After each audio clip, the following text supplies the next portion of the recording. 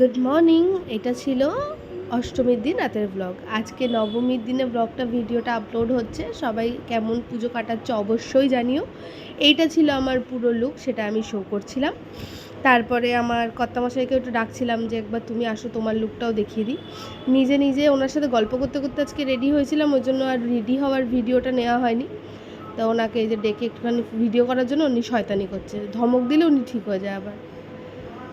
তখন উনি আবার এরম ঢং করে, একটু দাঁড়ায়। ভদ্র ছেলেটা, মাঝে মাঝে একটু শয়তানি করে, কি আর করা যাবে। যাই হোক, আর যে আমরা দুজনে রেডি, দুজনেই বেরাবো দেবাদেবী, আজকে আর কেউ না।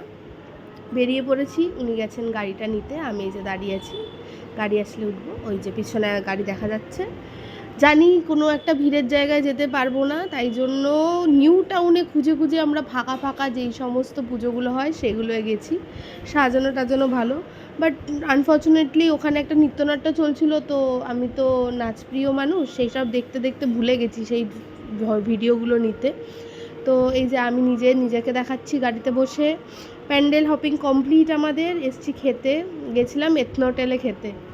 এত বিচ্ছিরি সার্ভিং মাগো। লাস্ট দুদিন যতটা ভালোভাবে খেয়েছি, আর এই দিনের খাবারটা কস্ট আন্দাজে একদম বাজে ছিল। যাই হোক, খেতে দিচ্ছিল না বলে বসে ওয়েট করছিলাম। তারপরে খেয়ে দিয়ে বেরিয়ে এই যে বাইরে একটুখানি নিজের দর্শন দেখাচ্ছিলাম। উনি তখন কিছু একটা কাজ করছিল, আমি তাই জন্য নিজেকে একটুখানি ঢং করে দেখাচ্ছিলাম।